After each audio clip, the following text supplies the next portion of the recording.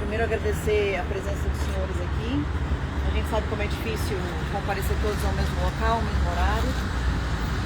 Mas muitos dos senhores já tinham entrado em contato e gostariam de saber nosso posicionamento. Eu queria dizer para vocês em que nenhum momento eu estou desistindo, em nenhum momento nós vamos esquecer os quase 1 milhão de votos que nós tivemos, os eleitores que estão conosco. Nós não vamos esquecer as nossas pautas, os nossos princípios, os nossos valores. A gente vai continuar lutando, continuar acreditando. Esse não é um momento triste para mim, é um momento de esperança, é um momento de fé. E são os momentos mais difíceis que a gente vê nas passagens bíblicas, que as pessoas tiveram que mostrar a sua verdadeira fé. Aquela fé que entende, que excede todo o entendimento. A fé que não entende, que não traduz o que está acontecendo, que às vezes pergunta para Deus, Deus, o que está acontecendo comigo? Principalmente quando você é tomado por injustiça. Mas essa fé, ela permanece com esperança, com alegria e com confiança em Deus.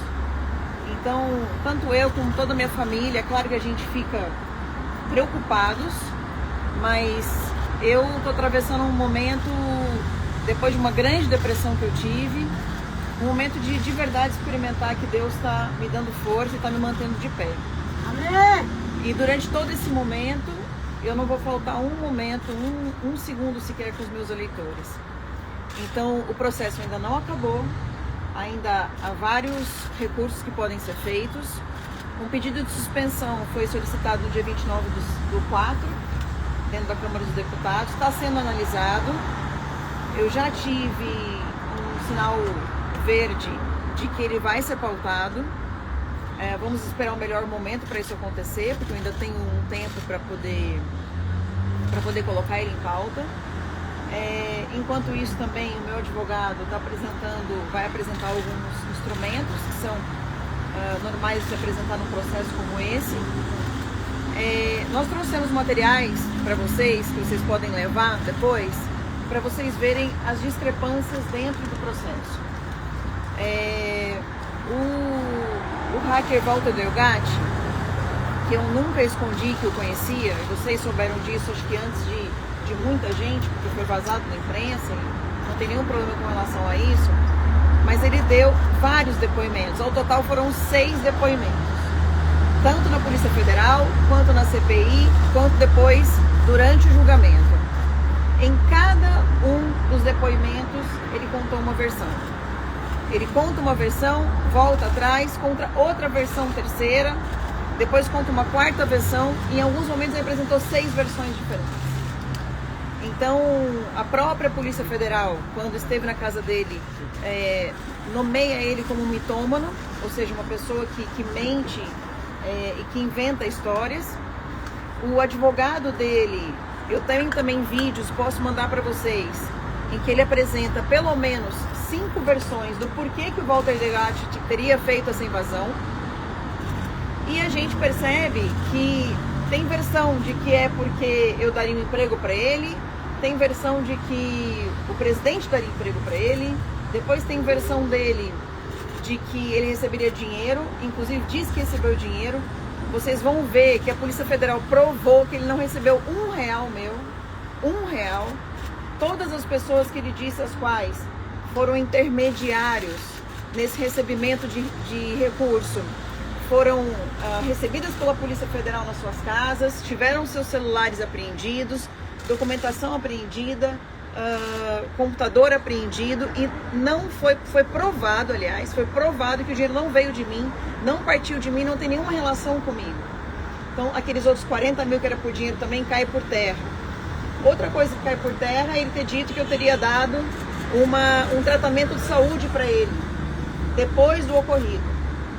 Esse tratamento de saúde, uma vez ele me ligou, estava quase morrendo, e eu pedi para que uma Santa Casa atendesse ele, Santa Casa gratuita, por sinal, e ele ficou 7 dias internado, ele ia morrer, ele estava com uma infecção muito alta, quase sepsemia, e ele morreria.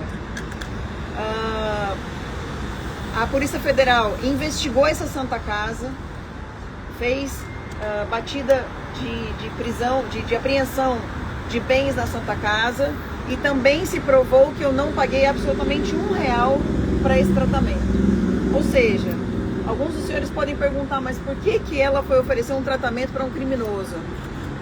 Se vocês soubessem todas as vezes que eu ajudo, nosso gabinete, está aqui representado por vários dos meus assessores, ajudam as pessoas a conseguirem um tratamento, não está escrito. E no meio disso pode ter gente que não seja boas pessoas, tem gente de esquerda, tem gente que não votou em mim, mas saúde é uma coisa que não se pode negar para a população. Então, todos os motivos eles estão aqui, e mais alguns outros. Esse vídeo do Ariovaldo, em que ele fala de várias formas, né, o porquê de eu ter ajudado o Walter. Agora, no final, essa semana, ele disse que Walter fez isso por vaidade. Que ele entrou no CNJ por vaidade. Algumas vezes ele disse que o documento foi feito por mim, outras por ele, outras por uma terceira pessoa e outras pelo próprio presidente Bolsonaro. Repito mais uma vez aqui, como disse em uma entrevista anterior, Jair Messias Bolsonaro não tem nenhuma relação com esse caso.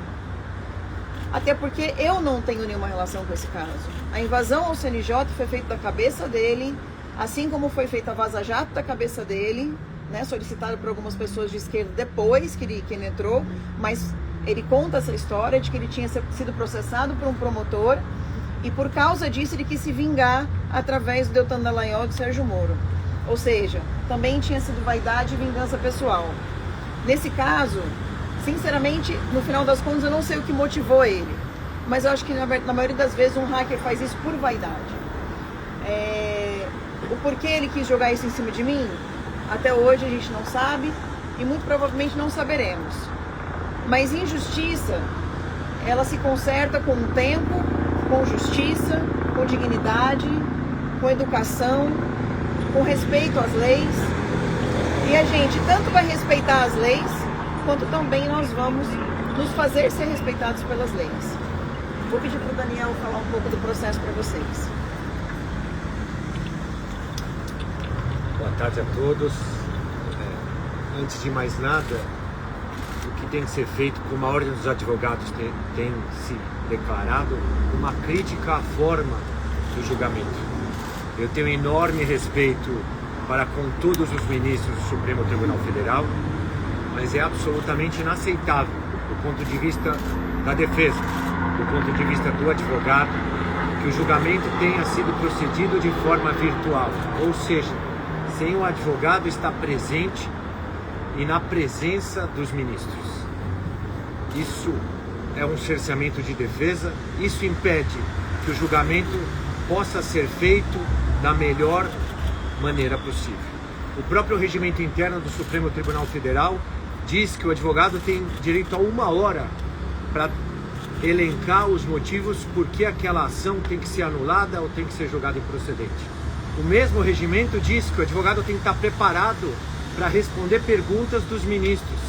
E aí eu pergunto a todos, e nesse caso, que o que aconteceu foi um julgamento virtual, onde um ministro, o relator, examina o processo e os outros votam na sequência, sem demonstrar que efetivamente examinaram o processo de forma exaustiva, como era absolutamente obrigatório. Então, cercear, impedir que o advogado faça a sustentação oral e que todos escutem, e impedir que o advogado possa exigir esclarecimentos a respeito de todas essas matérias, é uma afronta, não só ao direito de defesa da Carla, mas a todas as pessoas que vierem a ser julgadas perante o Supremo Tribunal Federal.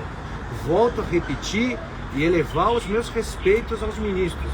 E aqui eu faço até uma súplica para que eles mudem este tipo de procedimento, porque são processos que não têm grau de recurso, porque é uma última instância, você tem poucos recursos a apresentar, não tem ninguém que vai reexaminar ou reanalisar o que foi colocado neste processo. Então, esse tipo de exigência, esse tipo de pedido tem que ser atendido. No que toca ao processo, vocês vão receber esse material e, como a Carla muito bem disse, não tem nenhuma prova que ela tenha pedido qualquer tipo de coisa a este mentiroso contumaz. Tanto não tem prova que numa das versões que ele dá, ele faz a afirmativa que ele invadiu o CNJ porque ele quis. E que ele teria pedido para Carla algumas ajudas e que ela teria mandado um modelo de mandado de prisão para ela cheio de erros de português. E por que eu estou fazendo referência a isso? Porque essa é a maior prova do processo. É a prova que em tese incriminaria ela, mas não tem uma mensagem, não tem uma ligação, não tem um e-mail, não tem nada que diga que ela tenha pedido, que ela tenha mandado, que ela tenha encomendado qualquer tipo de coisa. E vou além. Tem um funcionário do Conselho Nacional de Justiça que ele é ouvido e é perguntado a ele, está aqui muito bem destacado neste relatório, é possível a inserção de um mandado de prisão no sistema do Conselho Nacional de Justiça? E ele diz não, porque lá há um formulário e somente os dados são inseridos, ou seja, é mais uma mentira descarada que foi inventada para tentar incriminar a Carla. Existem diversas testemunhas que foram ouvidas e que foram incriminadas antes e depois por este mentiroso. E todas elas foram inocentadas porque ficou demonstrado que não havia qualquer tipo de vínculo. E no caso da Carla é a mesma coisa. A Carla, infelizmente, ela é uma deputada que ela é muito combativa. A Carla tem pessoas que a adoram e tem pessoas que a odeiam. E isso pode gerar algum tipo de antipatia. Esta antipatia pode ter ocasionado que o julgamento não fosse um julgamento imparcial como se desejava? Talvez sim. Mas era algo que precisava ser muito bem examinado. Os ministros e a defesa estava esperando que algum ministro pedisse vista desse processo. Eles mencionaram apenas circunstâncias absolutamente frágeis para condenar a Carla por esses atos. Eles chegam ao disparate, e aqui de novo com todo o respeito, de condenar a Carla porque ela teria de alguma forma colaborado com este mitômano na emissão de alvarás de solturas falsos. E no processo se teve o cuidado de arrolar essas pessoas e perguntar para elas: vocês conhecem a Carla? A Carla falou com vocês? Algum parente da Carla comentou ou pediu algo? Nada. E o mais curioso, este Walter fez todos esses alvarás falsos e o primeiro alvará que ele faz é de quem? Do primo irmão dele, que não tem qualquer relação com a Carla, que sequer conhecia a Carla. E eu vou antes, e volto um pouco no tempo para dizer para vocês que a primeira invasão que o Walter faz ao sistema do Conselho Nacional de Justiça é de 2020, quando ele sequer conhecia a Carla. E isso não é o advogado que está falando, isso está no laudo da Polícia Federal. O laudo da Polícia Federal comprova que em 2020, quando ele não conhecia a Carla, quando sequer havia qualquer tipo de conversa a respeito de qualquer tema, ele já tinha invadido o sistema. Ou seja, são diversas mentiras que infelizmente foram consideradas para incriminá-la, mas que analisadas com imparcialidade e analisadas no conjunto probatório demonstram que efetivamente ela não poderia ter sido condenada por estes fatos. A defesa vai interpor recursos, a defesa vai pedir que todo este processo seja reexaminado para que esta injustiça que foi cometida, ela não seja perpetuada. Uma outra questão também que é importante a gente falar é que eu vou fazer um desafio para vocês. Eu fiz esse desafio com alguns deputados e faço com vocês. Eu mando a peça para vocês de decisão do Alexandre de Moraes, tá? O voto dele me condenando a 10 anos. Vocês joguem isso no chat GPT e pergunta assim para o chat: aponte, por favor, se há incongruências e por que a Carla foi condenada. Quais são as provas apresentadas para a condenação dela? O próprio chat GPT elenca pelo menos uns 8 tipos de contradições, inclusive para a defesa, que a defesa não teve chance de 8 coisas diferentes. E além disso, quando fala-se de provas, Ele disse que a prova mais concreta que ele tem é um documento que o Walter Delgatti teria me mandado. Na verdade, não é que ele teria me mandado, estaria de posse dos meus pertences e também de posse dos deles, que era o tal mandado de prisão. Eu vou pedir para os senhores lembrarem, né, tentarem puxar pela memória, se algum de vocês recebeu esse mandado de prisão no WhatsApp de vocês, etc., quando viralizou esse assunto. Todo mundo recebeu. Quem tem qualquer tipo de ligação com política deve ter recebido. Então, como é que a única prova para me acusar 10 anos de cadeia tenha sido um documento pós-fato, não antes do fato, mas pós o fato, de um documento que várias pessoas tinham em seus celulares? Então, e não é prova, isso não é uma prova cabal de que eu tenha participado. E assim, o que eu queria apelar para vocês é que os senhores contassem a minha parte da história. Porque muitas vezes a gente vê na imprensa uma parte da história, por exemplo, a TV Globo acabou de entrar em contato comigo e disse assim: deputada, no voto do ministro, ele disse o seguinte, que como passa de 120 dias a pena, a senhora teria que perder o mandato. Então, A, ele autoriza o Poder Judiciário a determinar a perda do mandato do parlamentar. E B, determina a incidência do disposto do artigo 3, de modo que a mesa dos deputados deverá apenas declarar a perda do mandato. Não é declarar apenas a perda do mandato. É, de fato, deixar a mesa debruçar em cima disso, ouvir as partes e levar a plenário. Então não é simplesmente uma pessoa do ministro do STF dando a ordem de fazer um deputado perder o mandato. Primeiro que é um poder separado, é um poder distinto. A gente tem que ter bastante reverência à separação dos poderes no Brasil. E trabalhar para que isso seja cada vez mais um sol, uma luz a se seguir. Nós precisamos, de fato, ter a separação de poderes no Brasil.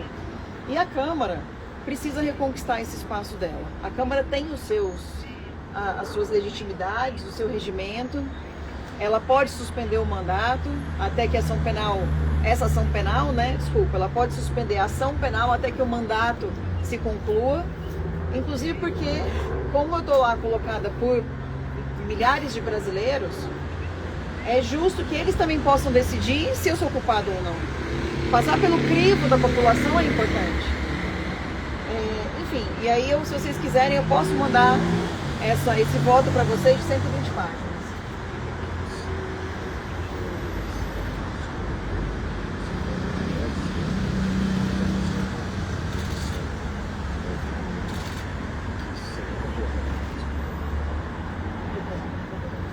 Uma outra coisa importante, que até quero que vocês se coloquem no meu lugar. Eu tinha acabado de ser eleita com quase 1 milhão de votos. No momento que Lula ganha a eleição, eu sou a primeira pessoa a colocar no meu Twitter que a partir dali, os próximos 4 anos seriam para fazer oposição ferrenha ao PT e ao governo que eu acredito que seja um governo com más intenções. Aí, ao mesmo tempo que a gente está vendo 90 bilhões do INSS sendo roubados de aposentados e pobres, a gente vê uma deputada ganhando 10 anos de prisão por uma prova que não existe, por uma prova pós-facto e que não me liga ao crime. E eu não iria, de forma alguma, brincar de fazer invasão ao CNJ, brincar de mandar prender o Alexandre de Moraes, ainda mais assinado pelo próprio Alexandre de Moraes. Assim, é tão ridículo que realmente, como disse a ministra Carmen Lúcia e o ministro Alexandre de Moraes, seria burrice. Seria muita burrice. E eu não colocaria o meu mandato em risco por causa de uma brincadeira. Uma brincadeira sem graça. Então, para vocês terem uma ideia, a gente sabe que eles já estão buscando novos crimes, novas coisas, para tentar dizer assim, olha, como essa tese está muito fraca, então a tese do porte ilegal é fraca, porque eu tinha porte federal. A tese da invasão ao CNJ é fraca, porque não tem prova. Eles estão inventando agora uma nova tese, que em breve eu vou contar para vocês, por enquanto é sigiloso, mas eu já estou inclusive intimado a Polícia Federal a responder por um terceiro crime. E eu vou provar para vocês que não tem absolutamente nada demais. Eu simplesmente, nesse fato em que eu estou sendo acusada, busquei investigar dinheiro internacional de tráfico de drogas que estaria indo para o PT. E vou ser acusada agora disso, de investigar. Então, as coisas não são sólidas, as acusações não são sólidas. Eu peço, por favor, que os senhores tenham empatia e possam mostrar a realidade do nosso trabalho. Alguma pergunta? A senhora falou que já tem apoio para se aprovar ali a suspensão da ação penal, né? Mas o que a gente viu desde que a senhora foi condenada foi que poucos parlamentares se manifestaram em seu favor, assim. Por que isso aconteceu e se realmente já está acertado que isso vai ser aprovado? Publicamente foram poucos, mas no meu privado, ligações, já passaram de 200 pessoas, dizendo que não é interessante adiantar a estratégia, né? Mas eu já tenho sim uma boa parte do apoio que eu preciso para poder fazer essa votação na Câmara. Isso não é tentativa de quem, deputado? Esses deputados, dos parlamentares, do próprio presidente da Câmara, de quem veio esse sinal? O próprio presidente já deu um sinal verde para o Sóstenes e o Sóstenes está assim, aguardando o melhor momento, né? Para a gente poder fazer isso. A gente ainda tem tempo. Então, tudo na vida política, a gente precisa ter o determinado momento de fazer. Um impeachment, existe um momento político para você fazer. Uma defesa, vai existir também um momento político para a gente fazer. Mas o tempo do deputado Alexandre Ramagem está sendo diferente em relação ao caso da senhora. Sim, porque o dele envolve muitas pessoas, né? E o dele, teoricamente, era mais fácil de provar que ele não tinha nada a ver com a história. Ou não também, não sei. Eu mesma dei um passo para trás na minha defesa quando vi que o Ramagem estava precisando. Mas a gente nunca imaginou também que esse processo correria tão rápido. Né? A gente apresentou a defesa dia 7 de maio, ele recebeu a defesa e já marcou para o dia 9 de junho, não, desculpa, 7 de abril, a gente entregou a defesa, para 9 de maio já ser o julgamento. Então a gente percebe que eles estão acelerando bastante no meu caso, não só acelerando, como colocando vários processos ao mesmo tempo. E isso já era de se esperar, porque eu fui a deputada federal mulher mais votada do Brasil. Quando a gente tem quase 1 milhão de votos, a gente coloca realmente um foco na nossa cabeça, né? Então é natural, eu era uma pessoa que sempre fui crítica à corrupção, sempre fui muito crítica à injustiça, e é natural que eles acabem, de uma maneira ou de outra, talvez até inconscientemente, levando isso para o lado pessoal. Deputada, o ex-presidente Bolsonaro falou que você saiu da sua parte para ele ter uma eleição em 2022 e também não falou nada a respeito disso, do STF. Você se sente apoiado por ele? Não, porque eu nunca, de um tempo para cá, não esperava ser acolhida. Numa situação como a gente está, é difícil você esperar acolhimento das pessoas, né? Mas eu sei que eu tenho acolhimento da família.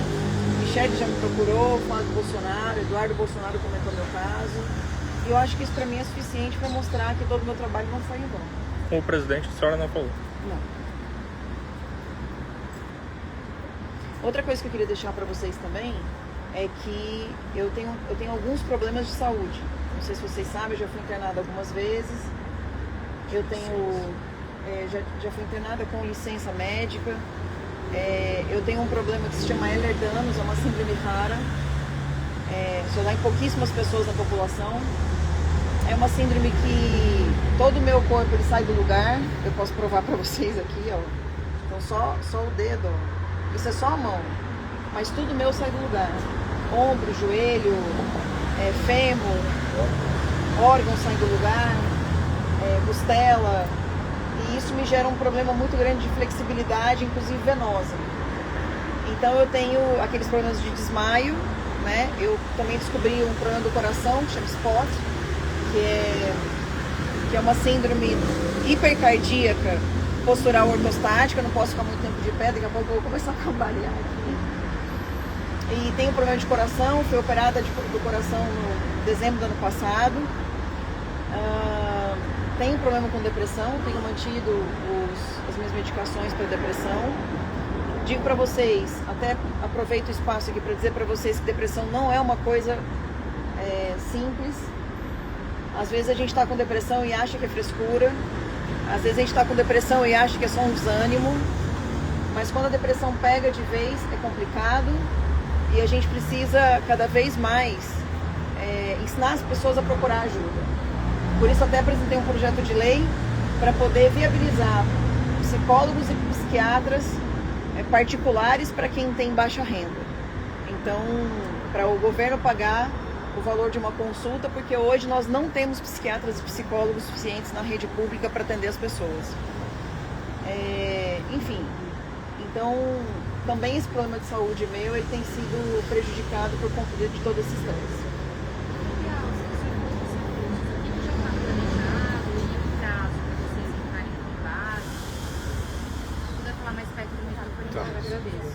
Eu vou entrar com um recurso que vai ser entrado no começo da semana que vem, que chama agravo regimental, contra a decisão do ministro que não suspendeu o andamento da ação penal pelo fato de estar tramitando um pedido na Câmara.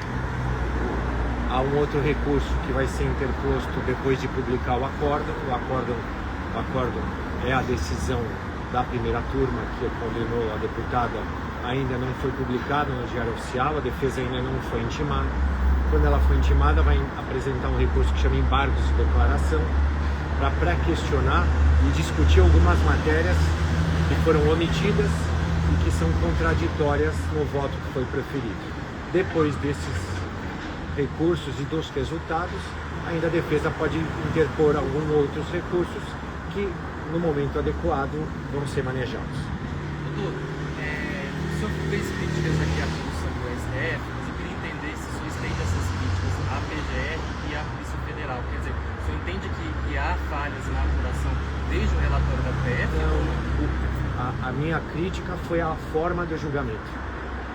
Porque se você for examinar que quem é deputado, quem é senador ou quem for o privilegiado vai ser julgado apenas pelo Supremo uma única vez, porque o mérito vai ser enfrentado de forma exaustiva só uma única vez, não se poderia impedir o advogado de ter o direito de sustentar com cada ministro presente, como era no passado.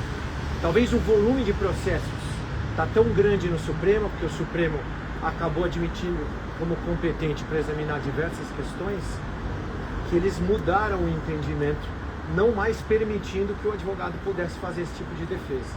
E isso acontecendo, o que eu faço? Eu gravei um vídeo de 54 minutos, reiterando todos os argumentos que eu pus na defesa escrita e todas as preliminares que eu entendi que eram necessárias para que o processo fosse convertido em diligência. Mas a única pessoa, o único ministro que disse que examinou e assistiu meu vídeo foi o relator. Nenhum dos outros fez qualquer comentário sobre o que eu falei no vídeo. Então eu não sei se eles assistiram essa sustentação oral. Se eu tivesse fazendo essa sustentação oral com cada um deles presentes, eu teria certeza que todos eles assistiram. E todos eles teriam que responder a todos os questionamentos que eu fiz. Então a minha crítica é a forma do procedimento. Que essa forma deste procedimento é injusta e essa forma desse procedimento diminui a amplitude que a defesa pode exercer o seu direito. Deputada, aproveitando, a senhora citou alguns problemas de saúde, demonstrando que esse processo teria lhe causado esses problemas de saúde, mas eventualmente, caso seja mantida essa condenação, esses problemas de saúde também podem ser usados pela defesa para não se cumprir uma prisão em cadeia, né? Tentar uma prisão domiciliar, alguma coisa assim? Olha, eu vou seguir, ainda que seja injusta a decisão, eu vou seguir a decisão. Então, eu sigo lei. Eu sigo ordem judicial. Se acontecer de ter prisão, eu vou me apresentar para a prisão. Mas eu hoje não me vejo capaz de ser cuidada da forma como eu tenho que ser cuidada, com constantes eu estou pegando vários relatórios dos meus médicos e eles são unânimes em dizer que eu não sobreviveria na cadeia. Então a gente deve apresentar isso no momento oportuno. Mas a senhora pode comentar também o caso do processo do TRE de São Paulo, que decidiu pela divulgação, suspender a divulgação. Em que pé que está? Quais são os que a senhora está enfrentando agora? O processo do TRE, ele nasceu de uma denúncia do PSOL, apontando algumas frases que eu teria colocado nas minhas redes sociais. Um dos casos, por exemplo, foi Tá ruim pra você, né? Alguém troca com ela?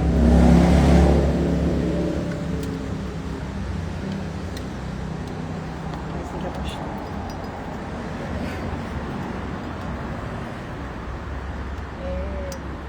Algum desses casos foi, por exemplo, um pedido de resposta do Tribunal Superior Eleitoral, porque algumas urnas estavam sendo trabalhadas dentro de um sindicato dos trabalhadores.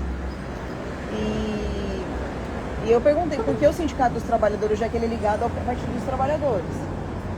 Então, o fato de eu questionar o porquê aquelas urnas estavam sendo manipuladas ali, manipuladas no sentido de mexer, né? Não manipuladas no sentido de... Até porque eu sou uma pessoa muito direta. Se eu quisesse dizer que eles estavam adulterando as urnas, eu teria usado a palavra adulterando e não manipulando. Manipulando no sentido de manipular com as mãos. E aí eles disseram que eu estava acusando o sistema eleitoral. Outras frases que eu coloquei como uma pessoa indignada com a eleição, indignada com o resultado, e eu como deputada federal já eleita e reeleita, eu tenho imunidade parlamentar. Eu não xinguei ninguém, eu não acusei ninguém, eu só critiquei e questionei. Questionar não é crime. Aliás, não só não é crime, como é o meu dever.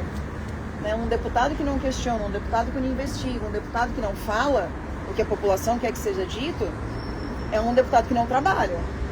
É aquele tipo de deputado que você não vê nunca. Então, eu sempre, como estou muito presente, eu questionava, eu apontava. E eu estou sendo caçada, quer dizer, eles querem me caçar, né? Por palavras. E palavras, opiniões e votos não são motivos de cassação. Então, a gente está recorrendo já ao TSE. O TSE deve julgar isso. A princípio, eu estou caçada, mas eu preciso reverter isso no TSE para ficar elegível. E a gente vai trabalhar para isso também. Isso tem algum prazo? Não tem prazo, mas o ideal é que seja até o ano que vem, né? Isso. Para eu poder...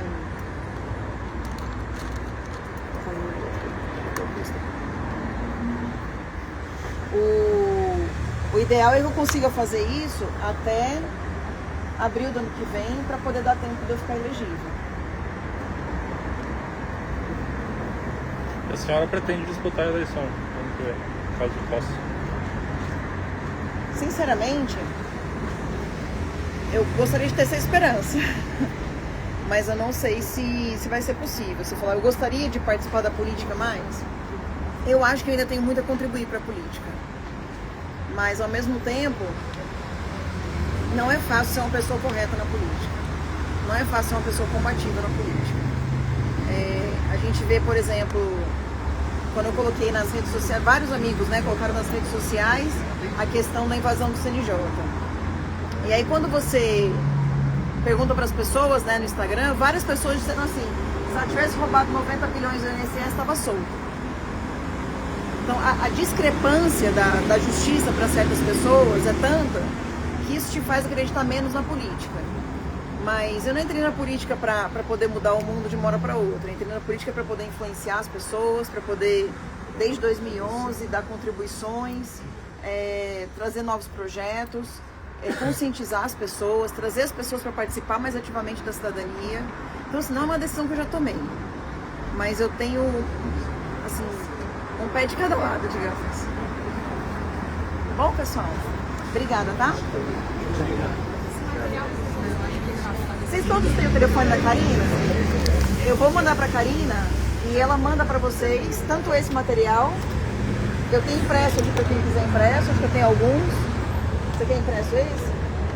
Pode ser, mas é melhor também. É melhor online? Você vê no computador? Pra- Tá. Ela vai mandar pra vocês o voto do Alexandre. Eu peço que vocês coloquem no chat GPT de verdade, porque o chat é... Ele não é, ele é imparcial, né?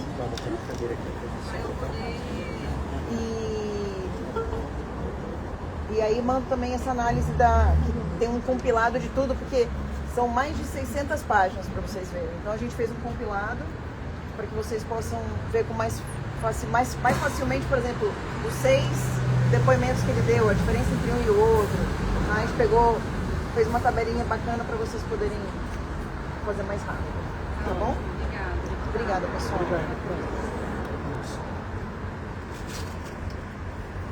Se alguém quiser utilizar o toalete ou o banheiro, tomar um café, fiquem à vontade.